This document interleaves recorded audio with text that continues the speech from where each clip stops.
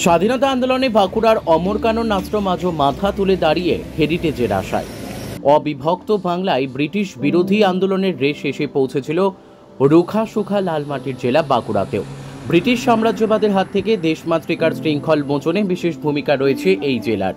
আর এই কর্মকাণ্ডে বিশেষ ভূমিকা রয়েছে ঋষিকল্প গোবিন্দ প্রসাদ সিংহের। স্বাধীনতার ৭৭তম বর্ষে এই ইতিহাসকে আরও একবার ছুঁয়ে দেখতে আমরা পৌঁছে গিয়েছিলাম গোবিন্দ প্রসাদ সিংহের হাতে তৈরি অমরকানন রামকৃষ্ণ সেবা দল আশ্রমে। গোবিন্দ প্রসাদের আহ্বানে সাড়া দিয়ে ১৯২৫ সালের ২রা জুলাই এই আশ্রমের দ্বারোদ্ঘাটন করেন জাতির জনক মহাত্মা গান্ধী। এছাড়াও পরবর্তী সময়ে এখানে এসেছেন রবীন্দ্রনাথ ঠাকুর, নেতাজি সুভাষচন্দ্র, কাজী নজরুল ইসলামেরাও। কাজী নজরুল ইসলাম এই আশ্রমে বসেই লেখেন অমরকানন মোদের অমরকানন, বনকে বলে রে ভাই আমাদের এই তপবন গানটি। গোবিন্দ প্রসাদ সিংহের হাতে তৈরি অমরকানন রামকৃষ্ণ সেবাদল আশ্রমের মাটির বাড়িতে বিভিন্ন সময়ে রাত্রিবাস করেছেন গান্ধীজি, নেতাজি, নজরুল ইসলাম প্রত্যেকেই। আশ্রম কর্তৃপক্ষের সৌজন্যে সেই বাড়ি আজও অক্ষত অবস্থায় মাথা তুলে দাঁড়িয়ে আছে। এলাকার মানুষ চান অবিলম্বে ওই বাড়িটিকে হেরিটেজ ঘোষণা করা হোক। বাঁকুড়া থেকে সুচিন্ত গোস্বামীর রিপোর্ট, এস নিউজ বাংলা। আমাদের এই স্বাধীনতা সংগ্রামী আমাদের এই জায়গাটা ছিল আগে মাছরাঙ্গার জঙ্গল। তখন আমাদের এখানে স্বাধীনতা সংগ্রামীদের চিকিৎসার জন্য এই জায়গাটা ব্যবহার করা হতো, কারণ এখানে আমাদের ইংরেজদের আনাগোনাটা একটু কম ছিল। আমাদের এখানে এসেছেন আমাদের নেতাজি সুভাষচন্দ্র বসু, উনি এসেছিলেন। তার ঠিক আগের দিনে আমাদের এসেছিলেন আমাদের মহাত্মা গান্ধীজি। উনি আমাদের মন্দির দ্বার উদ্ঘাটন করেন আমাদের মন্দিরের। এমনকি ওখানে পিছনে যে বাড়িটা দেখে আছে ওখানে উনি এক রাত্রি যাপন ছিলেন এবং তারপরে উনি এখানে আমাদের মন্দির উদ্ঘাটন করেন এবং আমাদের বিপ্লবীদের দেখে উনি যান। আমাদের ইনি হচ্ছেন গোবিন্দ প্রসাদ সিংহ। এনার সাথে ওনাদের খুবই ভালো সম্পর্ক ছিলেন এবং ইনি হচ্ছেন আমাদের সরাসরি মায়ের দীক্ষিত। আমাদের কাজী নজরুল ইসলাম এখানে এসে আমাদের করর পাহাড়কে নিয়ে এবং অমরকাননকে নিয়ে গান লিখে গেছেন। রবীন্দ্রনাথ ঠাকুর আমাদের এখানে এক রাত্রি যাপন করেছেন। এমনকি এখানে আমাদের শ্রীমৎ স্বামী, আমাদের অনেক মহারাজজিরা ওনারা এসেছেন। আমাদের এখানে রবীন্দ্রনাথ ঠাকুর এসেছেন। এনারা এখানে অনেক বিপ্লবীদের দেখে গেছেন। এখানে আমাদের 1 বছরের জন্য ব্যান্ড করে দেওয়া হলো আমাদের এই মাছরাঙ্গার জঙ্গল। তারপর আমাদের যিনি এখানে অমরকানন, একজন অমরনাথ নামে একজন ব্যক্তি, উনি বিপ্লবী ছিলেন এবং ওনার নাম অনুযায়ী আমাদের এই অমরকানন নাম হয়। এবং গোবিন্দ প্রসাদ সিংহ এনার অনেক অবদান আছেন। এখানে গোবিন্দ প্রসাদ কলেজ আছে, এমনকি আমাদের ঠিক অপোজিটেই আছে আমাদের দেশবন্ধু বিদ্যালয়। এমনকি এনার নাম অনুযায়ী আমাদের গোবিন্দনগর যে হসপিটাল, পিজির আগে আমাদের হসপিটাল বলা হয়, বাঁকুড়ার সবচেয়ে বড় হসপিটাল, এনার নাম দিয়েই তৈরি। এনাকে তো বাঁকুড়ার গান্ধী বলা হয়। এনাকে আমাদের বাঁকুড়ার গান্ধী বলা হয়। স্বাধীনতা দিবসের প্রাক্কালে কি বলবেন এই জায়গার মহিমা? আমি এই জায়গায় মহিমা বলবো, আজ আমি এই জায়গায় দাঁড়িয়ে নিজেকে আমি স্বাধীনতা সংগ্রামী হতে পারি নাই, কারণ আমি তখন হয়তো জন্মগ্রহণ করি নাই। কিন্তু আজ ওনার একটা এমন জায়গায় আমি দাঁড়িয়ে আছি যেখানে হাজার হাজার মানুষের পদধূলি পড়েছে, এত বড় বড় মানুষের পদধূলি পড়েছে। আমি এই জায়গাটাকে আমি দাঁড়িয়ে নিজেকে আমি অনেক মহান মনে করছি। এমনকি আমি অনেক এনাদের কাছে কৃতজ্ঞ এবং আমার বাবা মার কাছে কৃতজ্ঞ যে আমাকে এই একটা জায়গাতে জন্ম দেওয়ার জন্য আমি এই সব মানুষের একটা পদধূলি আমি পেতে পেরেছি। এবং এনাদের ছত্র ছায়া এবং আমাদের বড় বড় স্বামীজি, শ্রীমৎ স্বামী মুক্তিপদানন্দজি মহারাজ, যিনি আমাকে এখানে কাজের জন্য নিয়োজিত করেছেন এত সুন্দর একটা জায়গাতে, আমি ওনার কাছে অনেক কৃতজ্ঞ এবং ওনাকে অনেক ধন্যবাদ জানাবো, অনেক প্রণাম জানাবো যে আমাকে এই জায়গাটাতে কাজে দেওয়ার জন্য। আপনার নাম? আমার নাম অভিজিৎ গড়াই। আমি এখানে হস্টেলে বাচ্চাদের দেখাশোনা করি এবং ওদের টিউশনি পড়াই। তার সাথে আমি কিছু কোচিং এবং সংস্থার সাথে যুক্ত থাকি, সেবামূলক কাজে। স্বাধীনতা আন্দোলন উপলক্ষে এখানে গান্ধীজি এসছেন এবং নেতাজি এসছেন, নজরুল এসছেন, শ্যামাপ্রসাদ মুখার্জি এসছেন এবং তৎকালের বিদগ্ধ ব্যক্তিত্ব সারা পশ্চিমবাংলার অধিকাংশই অমরকাননে এসছেন। রবীন্দ্রনাথ এসছেন। সেদিক থেকে নিঃসন্দেহে অমরকানন একটা ঐতিহাসিক প্রতিষ্ঠান এবং গোবিন্দ প্রসাদ সিংহকে কেন্দ্র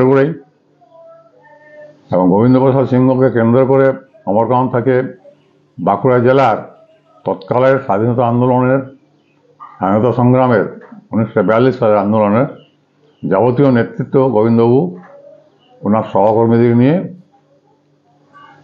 স্বাধীনতা আন্দোলনের নেতৃত্ব দিয়েছিলেন। সারা বাঁকুড়া জেলায় তার সহকর্মী ছিলেন। সমস্ত ব্লকেই তখনকার দিনে, থানা বলতো, তখন ব্লক হয়নি, সমস্ত থানার যুবকরা, অধিকাংশ যুবক গোবিন্দবাবুর কর্মী হিসেবে কাজ করতেন এবং তার প্রত্যেকের সঙ্গে যোগাযোগ ছিল। সেই সময় তিনি এই অঞ্চল শিক্ষায় ভীষণভাবে অনগ্রসর ছিল। উনি প্রথম কাজ শুরু করেছিলেন শিক্ষা বিস্তারের, এবং সেই জন্য উনি ওইখানেই একটি পাঠশালা স্থাপন করেছিলেন। যে পাঠশালা করার জন্য জায়গা দিয়েছিল রানীগঞ্জের কানাইলাল মারোয়াড়ি নামে বলে একজন ভদ্রলোক, তার নামে কানাইলাল পাঠশালা তিনি প্রথম প্রতিষ্ঠা করেন শিক্ষা বিস্তারের উদ্দেশ্যে। এবং সেখান থেকে আস্তে আস্তে সমস্ত থানায় স্বাধীনতার পরে, 1942 স্বাধীনতার পরে যে স্বাধীন সরকার পশ্চিমবাংলায় বিধানচন্দ্র রায়ের সঙ্গে তার যথেষ্ট বন্ধুত্ব ছিল, সুসম্পর্ক ছিল। অমরকানন আন্দোলন থেকে 1942-এর যে আন্দোলন 1930-32 থেকে আরম্ভ হয়েছিল, 32-এর আন্দোলন থেকে আরম্ভ হয়েছিল। তারপর থেকে স্বাধীনতার জন্য যে সমস্ত আন্দোলন হয়েছে 1942 সালে যে প্রখর আন্দোলন 1942 সালে, উনি অসহযোগ আন্দোলনে, গান্ধীজির অসহযোগ আন্দোলনে অংশগ্রহণ করেছিলেন। উনি কট্টরবাদী ছিলেন না, ওই গান্ধীজির ভাবধারায় ভাবিত ছিলেন, এবং সেইভাবেই তিনি বাঁকুড়া জেলা থেকে স্বাধীনতা আন্দোলনের নেতৃত্ব দিয়েছিলেন। এবং তাকে, গোবিন্দবাবুকে, বাঁকুড়া জেলার তৎকালে যত যুব সম্প্রদায়, যত নেতৃস্থানীয় ব্যক্তিত্ব তাকে গুরুর মতো শ্রদ্ধা করতেন, ভক্তি করতেন। তিনি বাঁকুড়ার গান্ধী নামেই পরিচিত ছিলেন, বাঁকুড়ার গান্ধী নামেই পরিচিত ছিলেন। এবং বাবার কাছ থেকে শুনেছি নেতাজি যখন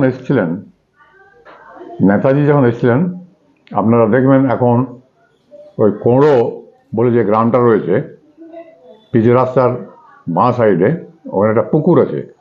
পুকুরের ডান সাইডে একটা টিনের গেট দেওয়া আছে, ওইখানে একটা দোতলা মাটির বাড়ি ছিল, কোঠা বাড়ি বলতো। গোবিন্দবাবু ওই বাড়িটায়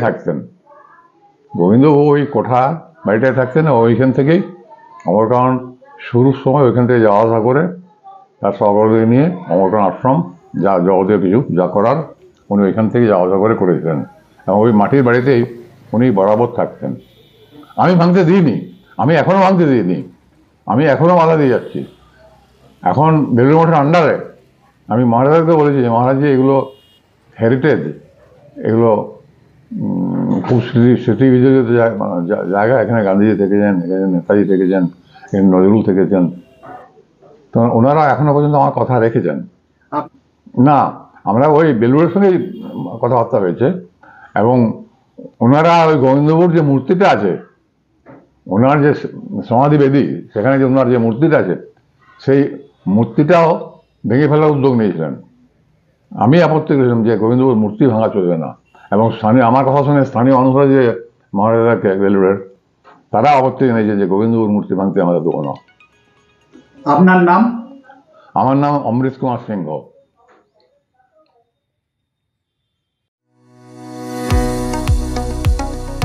কতুলপুরে সর্বপ্রথম এমআরআই পরিষেবা যুক্ত 110 বেডের মাল্টি স্পেশালিটি হসপিটাল হল মেডিকেয়ার জেনারেল হসপিটাল। স্বাস্থ্যসাথী মান্যতাপ্রাপ্ত এই হসপিটালে রয়েছে AC, non AC cabin, modern OT, ICCU, NICU, micro surgery, dialysis বিভাগ, ব্রেন ও spine surgery, cancer surgery, lift সহ নানান পরিষেবা। এছাড়াও রয়েছে সিটি স্ক্যান পরিষেবা যুক্ত নিজস্ব ডায়াগনস্টিক সেন্টার, ডক্টর চেম্বার্স, ওষুধের দোকান সহ 24 ঘন্টা অ্যাম্বুলেন্স পরিষেবা, 24 ঘন্টা অ্যাক্সিডেন্ট এমার্জেন্সি। রোগীর সুচিকিৎসা, সুপরিষেবা এবং সুস্বাস্থ্যই হল আমাদের মূল লক্ষ্য। ঠিকানা সরিষাদিঘি, কতুলপুর, বাঁকুড়া। যোগাযোগ নম্বর 9434216662 অথবা যোগাযোগ করুন 9732212924 এই নম্বরে।